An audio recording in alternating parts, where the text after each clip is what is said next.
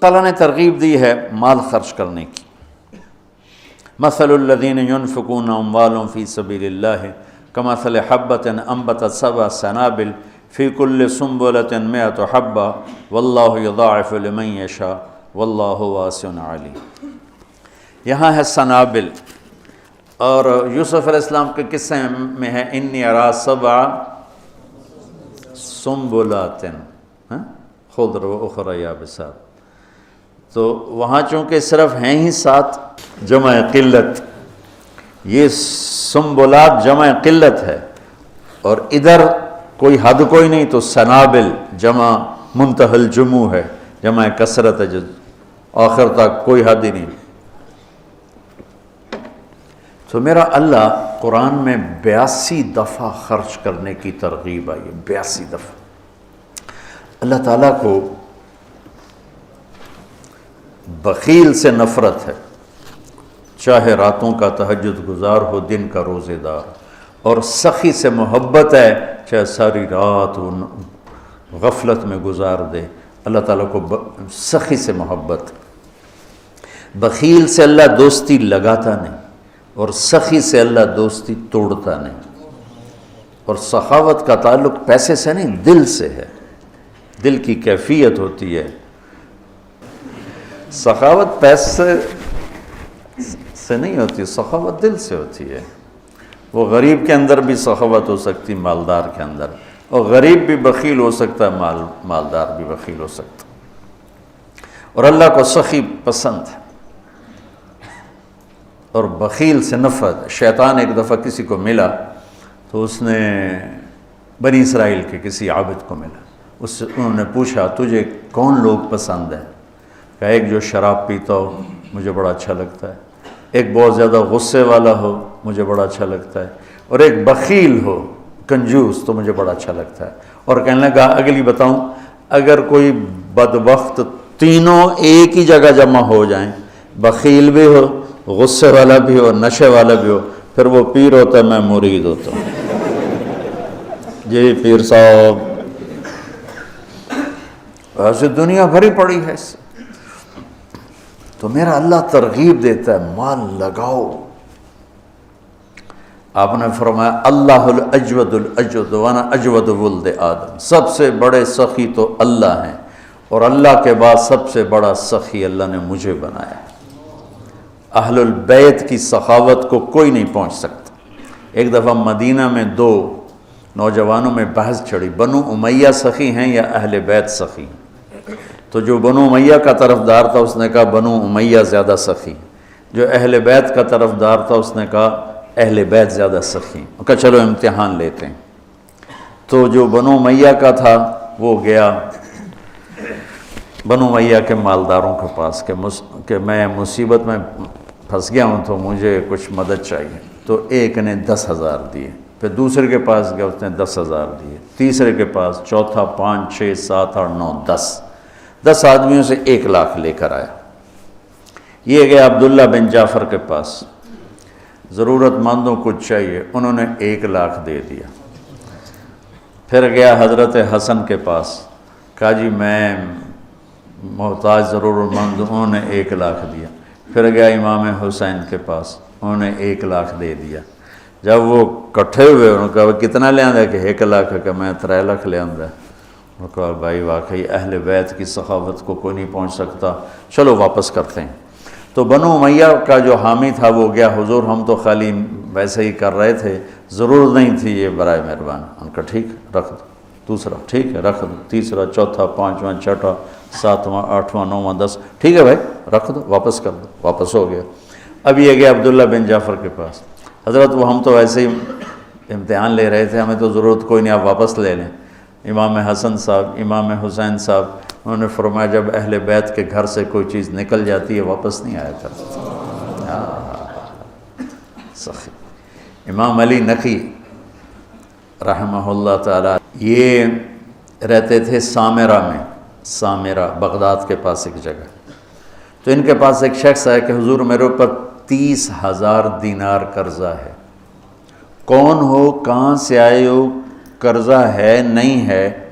اچھا پہلے سنو, 30,000 دینار بنتا کتنا ہے؟ 60 کروڑ روپیہ.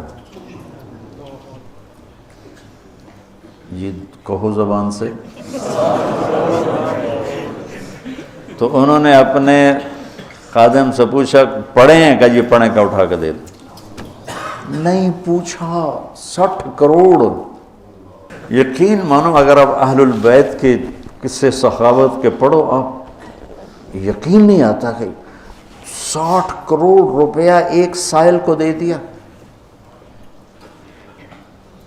ایک دفعہ سامرا سے باہر کسی گاؤں میں گئے ہوئے تھے ملاقات کے لیے, تو ایک آدمی ان کو ڈھونڈتے ڈھونڈتے کوفے سے چلا گاؤں پہنچ گیا. کہا حضرت 10,000 درہم کا مقروض ہوں اور کوفے سے چلا ہوں, یہاں تک پہنچا ہوں, کہیں سے کام نہیں بنا, آپ کے سوا میرا کوئی کام نہیں بنا سکتا. اچھا ان دنوں ان کے پاس کچھ بھی نہیں تھا. فرمانے لگے بھائی میرے پاس تو کچھ ہے نہیں. کہا نہیں جی میں نے تو آپ سے ہی لینا ہے, جہاں سے بھی کر کے دو مجھے کر کے دو. تو کہنے لگے اچھا ٹھیک. نوکر سے کاغذ قلم لاؤ. کاغذ قلم لائے, اس پہ تحریر لکھی کہ میں نے اس صاحب کے 10,000 درہم دینے ہیں اور اپنے سائن کی, علی نقی. کہا یہ لے جا, میں 3 دن بعد واپس جاؤں گا شہر, تو جب مجلس گرم ہونا تو آ جانا اور یہ پرچہ دکھا کے میری خوب بےزتی کرنا کہ تو پیسے لکھے ہیں اور تو مکر گیا اور دیتا نہیں اور ٹال مٹول کرتا ہے. ٹکا کے میری بھائی. انہوں نے یہ کام میں نہیں کرتا. کہا پھر پیسے نہیں ملیں گے, کرنا پڑے گا. انہوں نے کہا چلو ٹھیک ہے جی, آپ کہتے ہیں تو میں کر دوں گا. تو 3 دن بعد یہ تشریف لے گئے سامرا.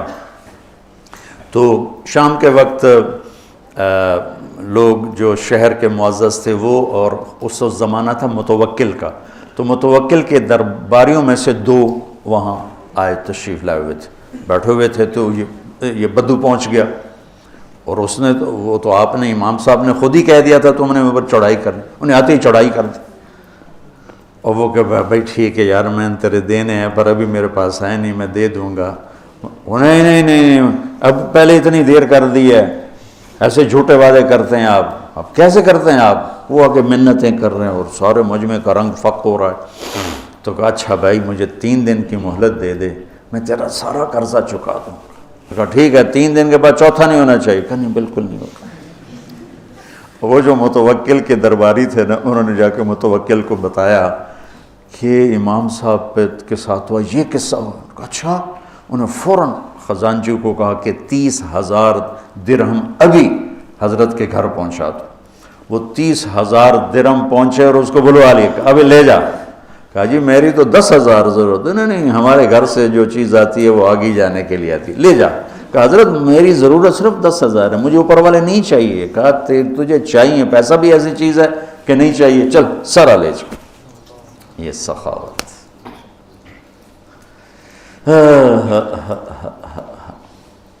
علم والے کی شان ہے کہ اسے سخی ہونا چاہیے.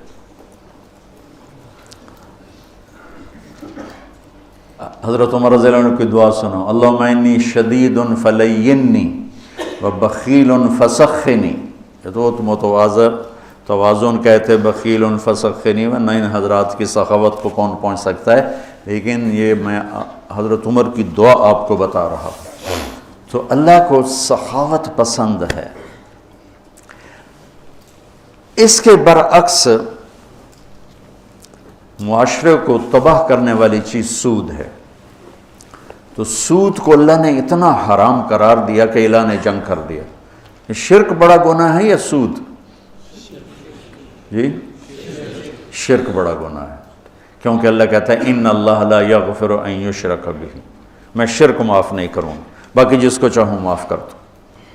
تو شرک کے خلاف تو نہیں کہتا اعلان جنگ ہے, سود کے خلاف کہتا ہے میرا اعلان جنگ ہے. سود شرک سے چھوٹا گناہ ہے لیکن اعلان جنگ ہے, اور صرف اپنا نہیں کہا, میں اور میرا رسول دونوں تمہارے خلاف اعلان جنگ کریں.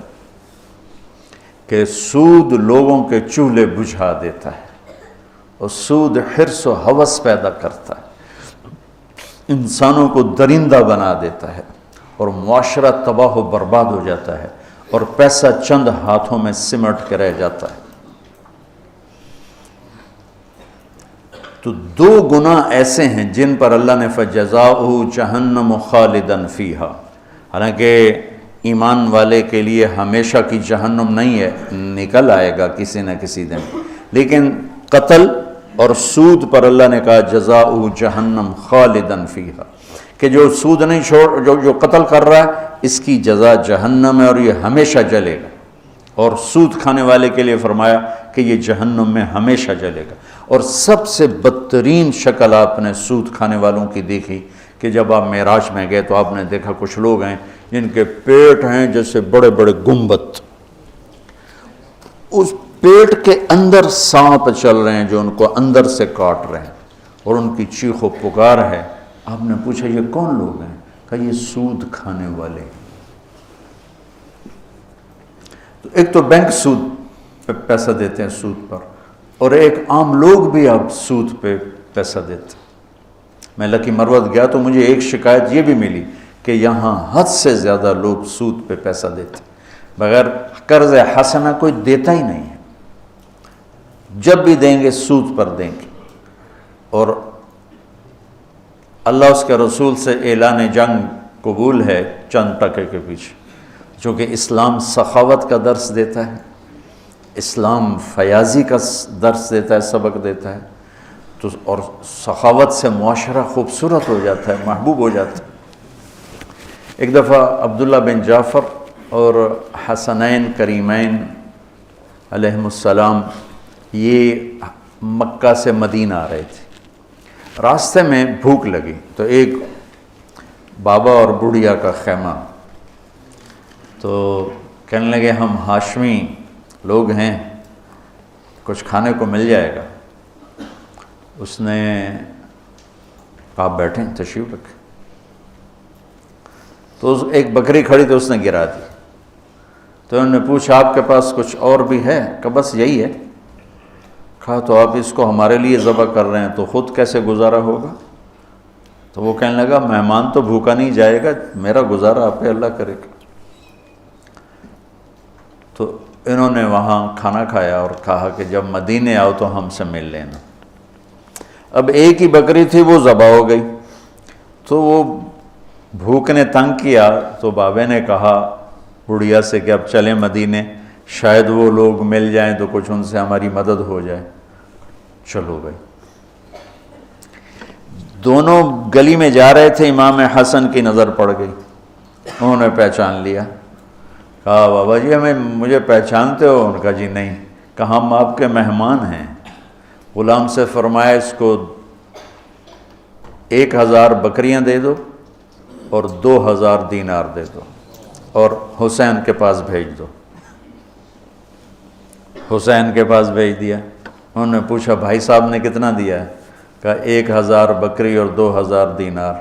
کہا 1000 بکریاں دے دو، 2000 دینار دے دو، اور انہوں نے عبداللہ بن جعفر کے پاس بھیج دیا۔ انہوں نے پوچھا میرے بھائیوں نے کیا دیا ہے؟ کہا جی 1000 بکری، 2000 دینار۔ تو فرمانے لگے غلام سے کہ 2000 بکریاں دے دے، 4000 دینار دے دے۔ پھر کہنے لگا بابا اگر تو پہلے آتا نا میرے پاس تو اس سے بھی زیادہ دیتا، اب میرے بڑے بھائیوں نے جتنا دیا ہے اس سے زیادہ دیتے ہوئے مجھے شرم آتی ہے، اگر تو پہلے آتا میں تمہیں اس سے زیادہ دیتا۔ کیا سخاوت!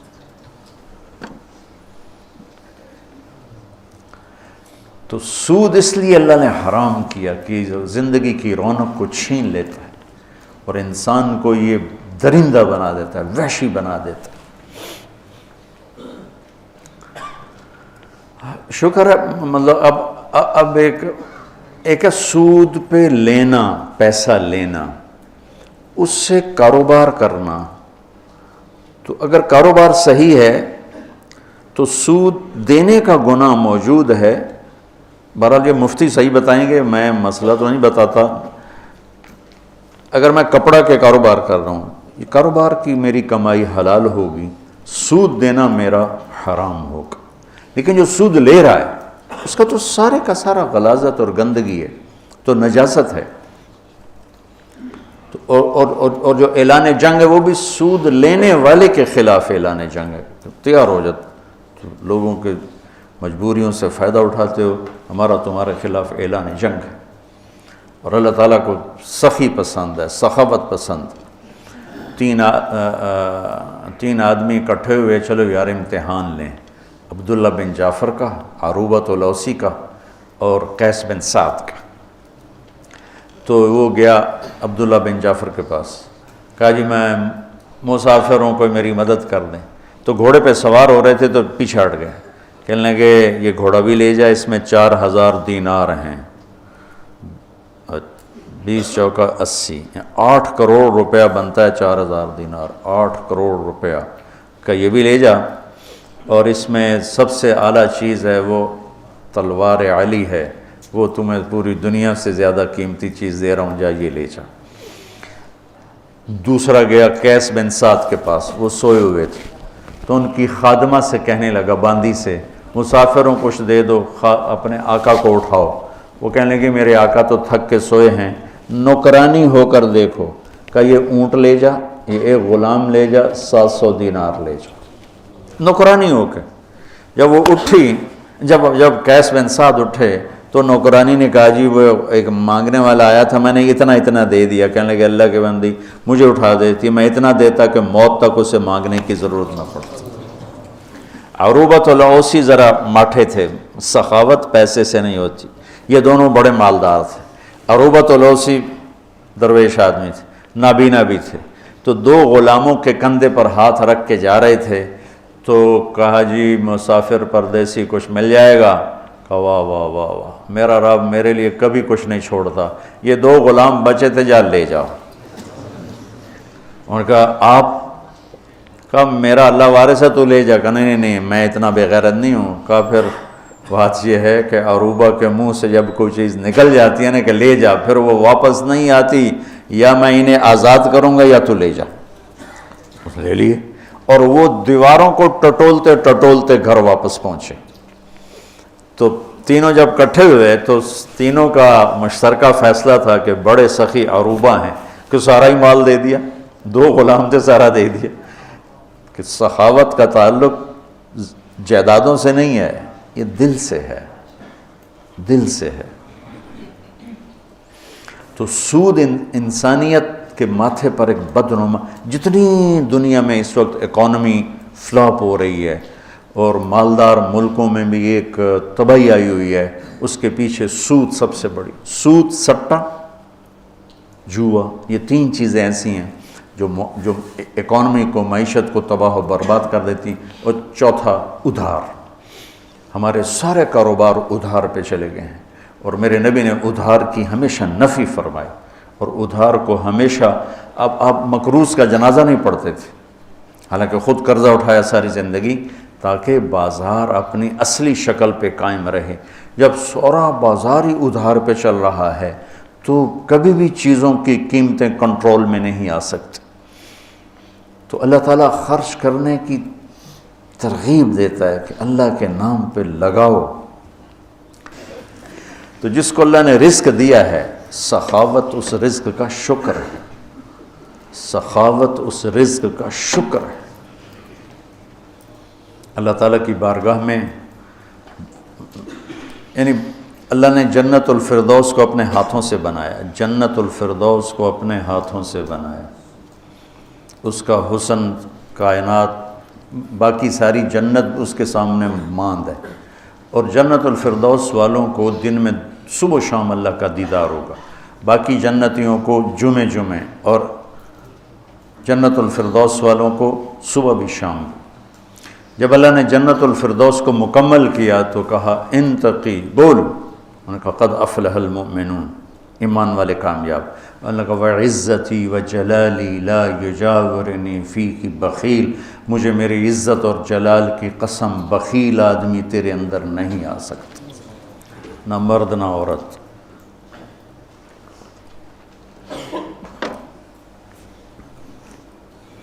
تو اللہ سے مانگو کہ اللہ ہمیں سخی بنائے. اور جہاں تک آواز جا رہی، سود سے بچو، سود سے بچو، یہ زندگی کی رونق لے جاتا ہے، یہ کاروبار، یہ جتنی ہماری ٹیکسٹائل تباہ ہے یا بڑی بڑی انڈسٹری تباہ ہے، یہ کہتے تو ہیں نا حکومت کا قصور ہے، ان کے اپنا قصور کہ 99.9% اپنا لالچ، اپنا حرص، اپنا ہوس اور ہیرا پھیری اور چکر بازی اور اس سے بینکوں سے ساز باز، اس نے آ کر ہماری تجارت کو آ کر ڈبو دیا ہے۔ سچائی ہو، دیانتداری ہو، صداقت ہو اور وعدہ وفائی ہو اور کھوٹ سے پاک کام ہو، اس سے زوال اللہ اپنے امتحان کے طور پر لے لے تو لے لے، ورنہ اللہ کا قانون ہے کہ سچائی کو زوال نہیں ہے، دیانتداری کو زوال نہیں ہے۔ اس کو کافر کرے گا یا مومن کرے گا، دونوں کے لیے بلندی اور اونچائی ہے۔ تو آج 2-3 چیزیں ہو گئیں، باقی انشاءاللہ